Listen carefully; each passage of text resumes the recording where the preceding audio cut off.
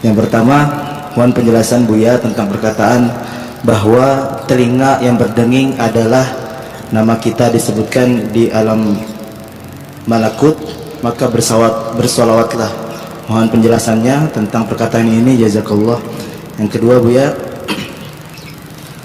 betulkah hadis surga di bawah telapak kaki ibu itu hadis palsu? Mohon penjelasannya Bu. Ya. Demikian dari YouTube, itu aja yang terbaik Bu. Yang pertama tentang kalau telinga berdenging, nama kita disebut di alam gaib malakut ya. Itu yang hadisnya dinukil oleh Imam An-Nawawi dalam kitab Al-Azkar. Hadisnya lebih kurang hasan, tapi tidak menyebutkan mengenai alam malakut. Nabi cuma mengatakan, siapa yang telinganya berdengung, lebih kurang begitu, maka bacalah basmalah.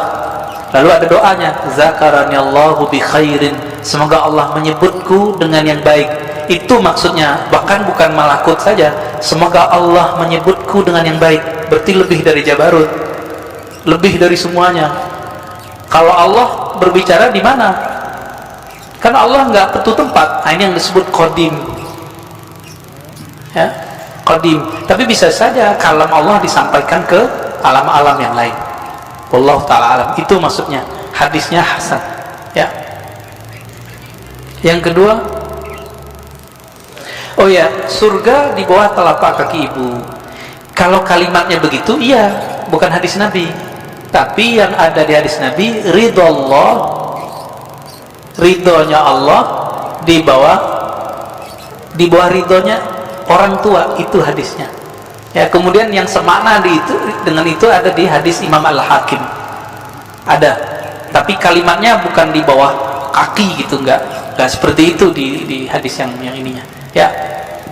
Lagi Bu ya. Fadal.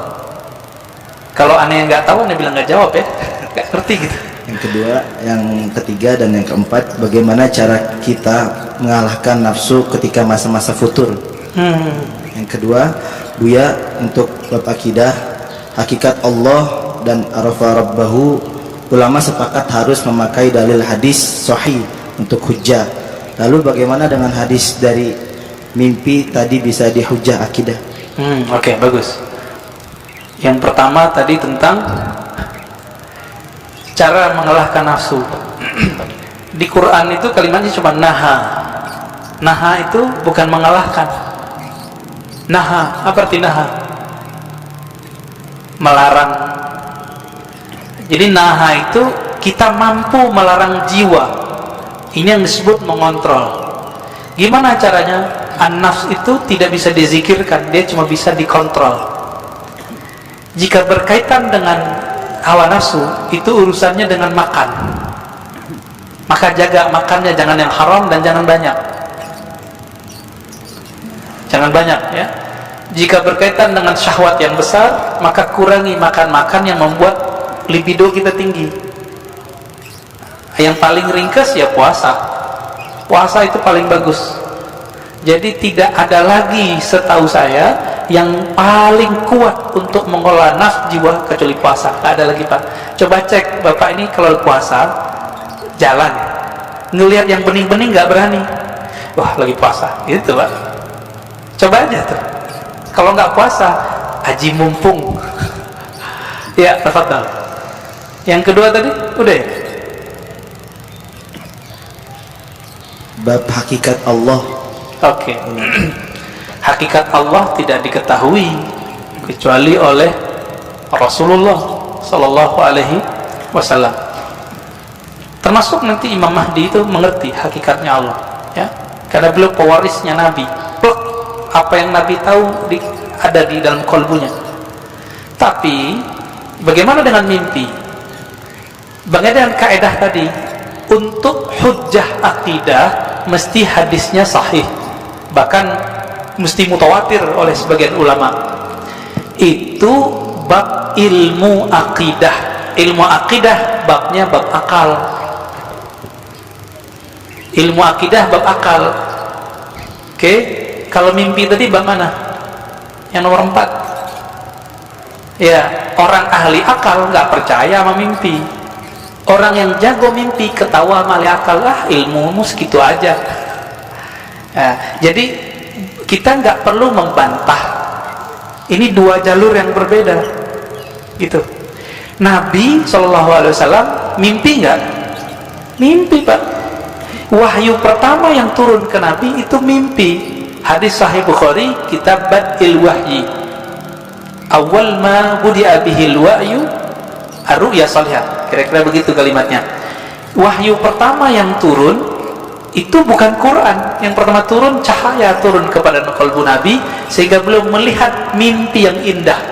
Akibatnya beliau suka menyepi. Faitahannas fi ghari Hira. Lalu beliau menyepilah di Gua Hira. Itu. Jadi kalau kita menolak bab mimpi sama dengan menolak bab wahyu. Ingat, mimpi siapa nih? Mimpi waliullah, mimpi nabiullah. Kalau mimpi bapak, ibu mungkin ya, kita tolak aja ya. Tapi Nabi mengatakan di akhir zaman hampir-hampir saja mimpi semua orang beriman itu benar. Pada beriman gak sih? Beriman gak? Beriman gak? Benar. Ke siapa? Ke Allah, ke Rasulullah. Rasulullah mengatakan salah satu warisan kenabian itu adalah ar-ru'ya as-salihah. Ar-ru'ya salihah juz'un minan nubuwah. Hadis Imam Tirmizi, hadis sahih. Ya. Jadi ahli qalbu itu jaga benar. Ternyata Imam Bukhari, Imam Tirmizi, imam-imam itu menghargai mimpi, maka mereka buatlah satu bab, satu kitab dalam sahih mereka, kitab Ta'birur Ru'ya. Imam Bukhari punya kitab itu. Dalam Sahih Bukhari bab mengenai takbir mimpi. Kenapa, Pak? Ternyata sahabat Nabi setiap ba'da subuh setoran mimpi yang bening-bening itu kepada Rasulullah. Mimpi malaikat, mimpi melihat ada cahaya dari langit. Itu mereka cerita kepada Rasulullah. Kiai sekarang kan nggak bisa begitu, Pak. Wah, bunga tidur, nggak ngerti, bilang aja nggak ngerti, jangan dibilang bunga tidur. Ilmu mimpi itu ilmu yang mustaqil, dia ilmu permanen dan berdiri sendiri. Dia nanti berkaitannya dengan ilmu rohani, ilmu tasawuf. Jadi tidak berbenturan dengan ilmu akidah, gitu ya. Lagi Buya boleh? Tadi Buya membahas tentang mimpi. Bagaimana menurut Buya kalau saya pernah bermimpi Rasulullah SAW, amin, dan melihat beliau seperti jatuh cinta, tapi tidak terlalu detail melihat mukanya. Iya, kita sudah bacakan hadisnya tadi. Nabi bersabda, man ra'ani fil manam faqad ra'ani. Bahkan ada satu riwayat, faqad ra'al haq. Siapa yang bermimpi bertemu aku, maka ia telah melihat al-haq, kebenaran, bahwa itu benar-benar Nabi sallallahu alaihi wasallam. Tapi kok kurang jelas? Kurang jelas itu karena ma'rifatun nabinya kurang jelas. Karena mengenal nabinya masih kurang detail, maka melihat nabinya masih samar. Bahkan ada teman kita yang mimpi Nabi itu nggak mau noleh, Pak. Nggak mau noleh. Cerita ke saya nangis-nangis. Rasulullah marah sama saya ya. Ada yang begitu. Antum bisa bayangkan, kita mau ketemu orang yang kita cintai, kita idolakan, tapi dia nggak mau noleh, ruhnya nangis. Gimana caranya? Udah ente sholawat aja banyak-banyak, baca salam kepada Rasulullah, nanti insya Allah Nabi jawab. Alhamdulillah, besok-besok ada yang mimpi lagi. Jadi ini bukan kita ngayal, bukan. Ini beda dimensi dia. Kalau ingin cek kebeningan kolbu, tanya mimpinya apa. Jika bapak saya, ini kita lagi kotor, jiwa kita kotor nih, mau kiai, mau ustad, mau jamaah, mau tahajud, kotor Pak, pasti mimpi basah.